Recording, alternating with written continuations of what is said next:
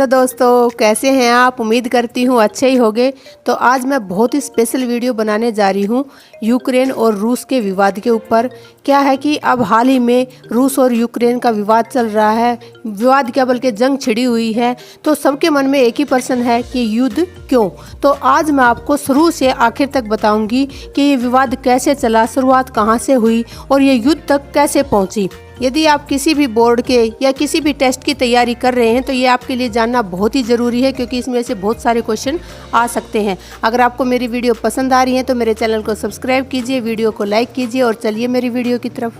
तो आज हम बहुत ही मुख्य जो टॉपिक है, जो आज विश्व के अंदर बहुत बड़ी एक तीसरे विश्व युद्ध का कारण बनने जा रहा है, उसके विषय में आज हम बात कर लेते हैं कि क्या है ये यूक्रेन बनाम रूस विवाद।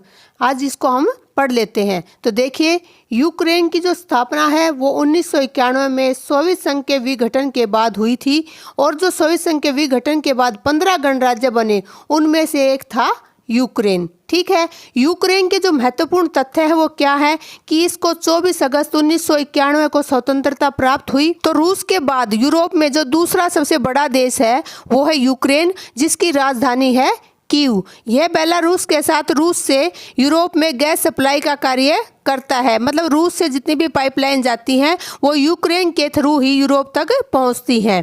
यूक्रेन की जो स्थिति है वो क्या है कि यूक्रेन के अंदर 17% लोग रूसी भाषा के रहते हैं और वो रूसी भाषा बोलते हैं, जो कि मुख्यतः डोनबास और लुहांस्क क्षेत्र के अंदर रहते हैं। और ये दोनों ही क्षेत्र जो हैं पूर्वी यूक्रेन में स्थित हैं।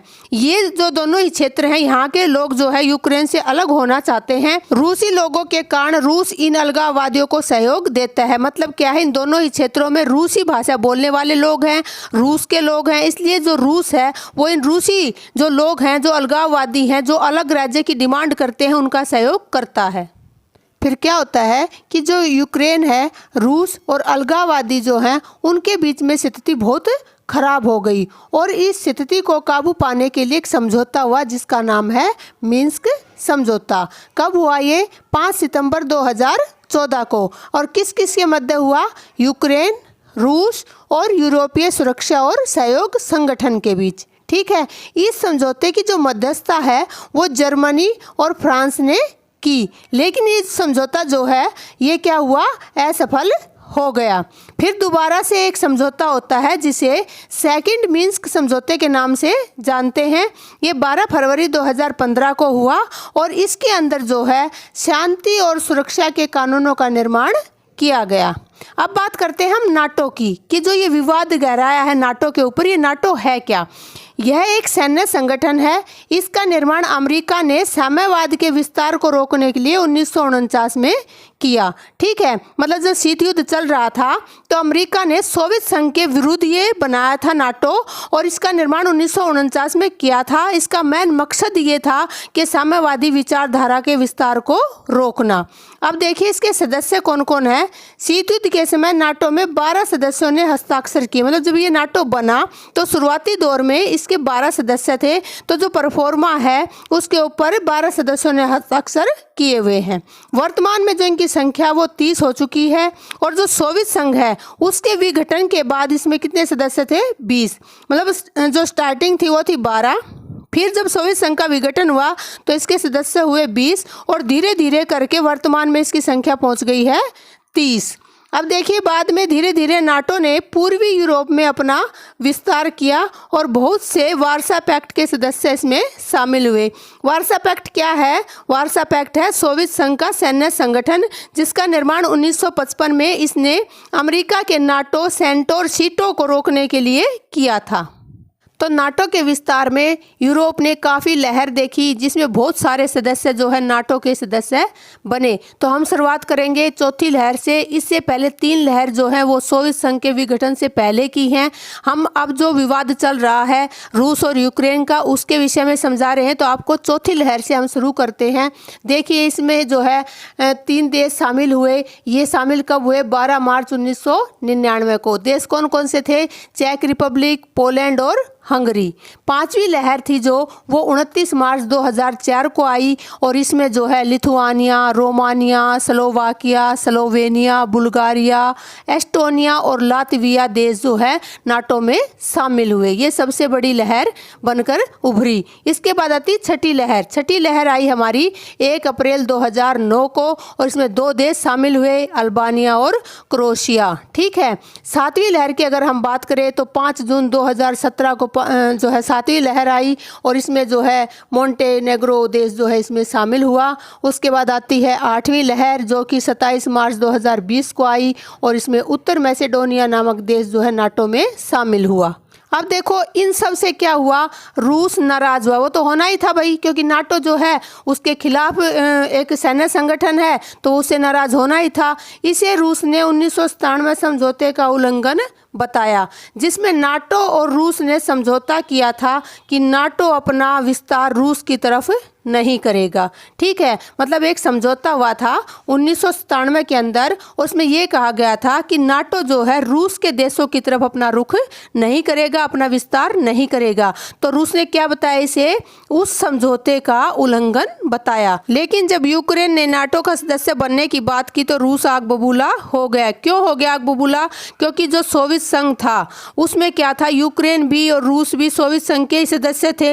ये तो जब उसका विघटन हुआ तब अलग अलग हुए हैं। तो रूस है उसका जो है ये सहन करना मुश्किल हो गया कि जो उसका ऐतिहासिक साझेदार है, जो उसका भाई है, वही नाटो की तरफ जा रहा है। देखिए व्लादिमीर पुतिन यूक्रेन और रूस को ऐतिहासिक साझेदार मानता है और नहीं चाहता कि यूक्रेन नाटो का सदस्य बने। उसकी क्या सोच है आपको सभी को पता है कि सोवियत संघ के अगेंस्ट में बनाया था नाटो और अब उसी नाटो में उसी का जो भाई बंधु है, उसका जो ऐतिहासिक साझेदार है, वो उसमें शामिल होना चाहता है। तो इन सब बातों से रूस का नाराज होना संभावित था। अब पढ़ते हैं यूक्रेन और नाटो के क्या संबंध है, कैसे यूक्रेन ने प्रयास किए। देखिए इसमें 2008 से ही नाटो का सदस्य बनने का प्रयास शुरू कर दिया था मैप के माध्यम से। मैप क्या है? मेंबरशिप एक्शन प्लान की स्थापना, मतलब जो है नाटो का सदस्य बनने के लिए उसने प्लान की स्थापना कर ली थी। कब? 2008 में। उसके बाद 2010 में विक्टर यानुकोविच आते हैं। वो क्या थे? वो रूस के समर्थक थे। ये राष्ट्रपति चुनाव जीते और नाटो सदस्य बनने के प्रयास पर रोक लगा दी। मतलब ये रूस के समर्थक थे तो ये नहीं चाहते थे कि रूस के अगेंस्ट होकर वो नाटो की सदस्यता ले, इसलिए उसने क्या किया कि नाटो पर रोक लगा दी। अगला क्या हुआ फिर? 2014 में फिर चुनाव होते हैं। क्यों होते हैं? क्योंकि जो है जनता चाहती थी कि जो यूक्रेन है वो यूरोपीय संघ का सदस्य बने, लेकिन जो है विक्टर नहीं चाहते थे और इससे क्या हुआ, एक विद्रोह हो गया जिससे विक्टर क्या है रूस में भाग गए।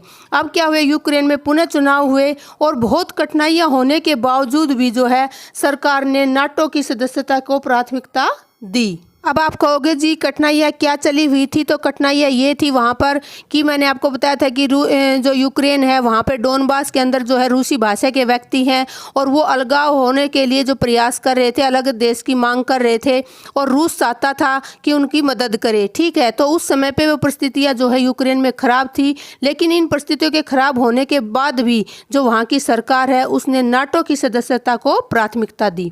अब देखिए चुनाव होते हैं 2019 में पुनः। उसमें कौन जीता? जेलेंस्की जीता। इसने जो चुनाव जीत लिया और यूरोपीय संघ और नाटो की सदस्यता से जुड़े अनुच्छेद यूक्रेनी संविधान की प्रस्तावना में जोड़े। मतलब इसने क्या किया कि यूरोपीय संघ का भी सदस्य बनेगा और नाटो का भी सदस्य बनेगा और उसने अनुच्छेद जोड़ दिए यूक्रेनी संविधान की प्रस्तावना के अंदर इन दोनों के मामले में। आगे हम बढ़ते हैं।